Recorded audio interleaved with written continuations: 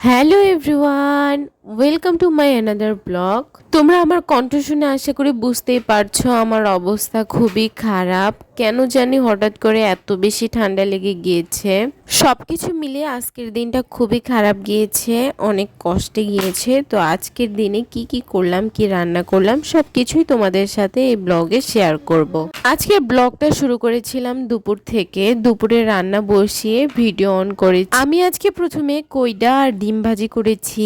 আর এই ভাজিটা খেতে আমার কাছে বেশ ভালোই লাগে। সিম্পল, কইডাটা প্রথমে ভালো মতো যেভাবে আমরা ভেজে নিই ওইভাবে ভেজে নিতে হবে, আর শেষে একটা ডিম ভেজে কইডাটার সাথে মিক্সড করে দিতে হবে। এই তো আমার কইডা ভাজির ডান একদমই হয়ে গিয়েছে। এবার আমি আগে থেকে কিছু বুট ভিজিয়ে রেখেছিলাম আর এদিকে লাউ পিস পিস করে কেটে নিয়েছি। এবার আমি চুলায় একটা প্যান বসিয়ে সেখানে পরিমাণ মতো তেল দিয়ে দিয়েছি। এবার দিয়ে দিলাম পেঁয়াজ কুচি। পেঁয়াজটাকে আমি যত সম্ভব চিকন মানে একেবারে ঝুড়ি ঝুড়ি করে কাটার চেষ্টা করেছি। তারপর দিয়ে দিলাম লবণ। লবণ দিলে পেঁয়াজটা খুব তাড়াতাড়ি সিদ্ধ হয়ে। এবার আমি পেঁয়াজটাকে ভালো মতো ভেজে নিব ব্রাউন কালার হয়ে যাওয়া পর্যন্ত। আর পেঁয়াজটা যখন আমার ব্রাউন কালার হয়ে গিয়েছে তখন আমি এখানে আদা রসুন পেস্ট এড করে দিয়েছি। আদা রসুন পেস্টটাকে ততক্ষণ পর্যন্ত ভেজে নেব যতক্ষণ পর্যন্ত তার কাঁচা গন্ধটা দূর না হয়ে যায়। এবার আমি এখানে সামান্য পরিমাণ পানি অ্যাড করে দিয়েছি আর মশলা হিসেবে সামান্য পরিমাণ মরিচের গুঁড়া, হলুদের গুঁড়ো আর জিরে গুঁড়ো অ্যাড করেছি। এছাড়া আমি কিন্তু আর কোনো মশলা অ্যাড করিনি। আমার প্রাণপ্রিয় বন্ধুরা যারা এতক্ষণ পর্যন্ত আমার ভিডিওটি দেখছো, প্লিজ আমার ভিডিওতে একটা লাইক করে দিও, কারণ তোমাদের একটা লাইক আমার ভিডিওতে আরও অনেক জনের সামনে নিয়ে যাবে। আর আমার ভিডিওগুলো যদি তোমরা প্রতিদিন দেখতে চাও তাহলে আমার চ্যানেলটি সাবস্ক্রাইব করে দিতে পারো। আচ্ছা যাই হোক, তোমাদের সাথে কথা বলতে বলতে আমার মশলা কষানো কিন্তু প্রায় শেষ। একেবারে পারফেক্টভাবে আমার মশলাটা কষা হয়ে গিয়েছে। এবার আমি অ্যাড করে দিচ্ছি লাউগুলো। এবার লাউগুলো অ্যাড করে দিয়ে ভালো মতো মশলার সাথে মিক্সড করে নিতে হবে। আচ্ছা এবার তোমাদেরকে একটা কথা বলি, তোমরা আবার কেউ মনে করো না আমি তোমাদেরকে রান্না শেখাচ্ছি। আসলে আমি রান্না করি, আমি ব্লগ করি, তোমাদের সাথে আমি কি করছি সেটা শেয়ার করি। এখন আবার কেউ এসে বললো না নিজেই রান্না পারে না আবার রান্না শিখাইতে আসছে। লাউটাকে হালকা পাতলা কষিয়ে আমি কিন্তু ঢাকনা দিয়ে রেখে দিয়েছি। প্রায় 2-3 মিনিট পর আমি ঢাকনাটা খুলে দেখলাম, দেখেন কি পরিমাণ পানি বের হয়ে গিয়েছে।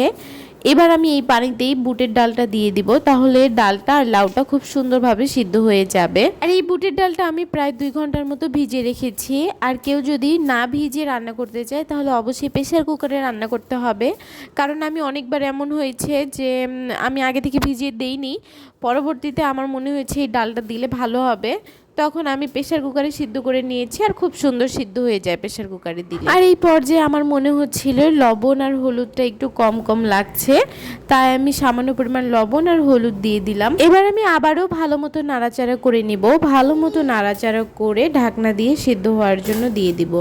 আর আমি কিন্তু এখন পর্যন্ত কোনো প্রকার পানি এড করিনি, লাউ থেকে যে পানিটা বের হয়েছে ওইটা দিয়েই সিদ্ধ হতে দিলাম। এদিকে আমার তরকারি সিদ্ধ হয়ে যাক আর ওইদিকে আমি ঘর পরিষ্কার করে নিই, তাহলে আমার কাজ অনেকটা এগিয়ে যাবে। আমি যেহেতু সেলাই কাজ করি, আমার ঘরে অনেক টুকরো কাপড় পরে, আর এই টুকরো কাপড় রাখার জন্য এই গামলাটা আমি নিয়েছি।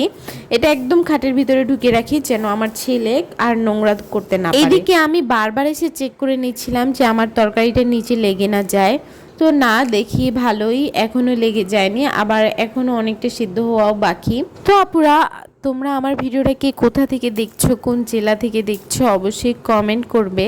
তোমাদের কমেন্টগুলো পড়তে আমার অনেক ভালো লাগে, কিন্তু তোমরা তো চুপি চুপি ভিডিও দেখে চলে যাও, কমেন্ট আর করতে চাও না। তো প্লিজ একটু কষ্ট করে আজকে কমেন্ট করে দিও, তাহলে আমি জানতে পারবো তোমরা কে কোথা থেকে আমার ভিডিওটি দেখছো। আর এই যে আমার তরকারি রান্না করা কিন্তু প্রায় শেষ। শেষে আমি কিছু কাঁচামরিচ সেট করে দিয়েছি ফ্লেভারের জন্য। আর যেহেতু প্রথমে আমি গুঁড়ামরিচ কম দিয়েছিলাম, এগুলো আমার বেবিরাও খাবে এই তরকারিগুলো, এই জন্য। আর শেষে আমি ভাজা মশলা দিয়ে দিচ্ছি। এই মশলায় সব প্রকার মশলাগুলো ভেজে বাটা আছে, মানে গুঁড়ো করে দিয়েছে। আর এটা আমার আম্মু বানিয়ে দেয়, আমি কখনোই বানাইনি, আম্মুই সবসময় বানিয়ে দেয়।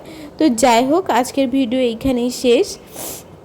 আমি ঘর বাড়িও গুছিয়ে নিয়েছি। আর শেষে এত বেশি গরম, বড় ফ্যান দেওয়ার কাজ হচ্ছে না, ছোট ফ্যানের বাতাস খাচ্ছি। টাটা।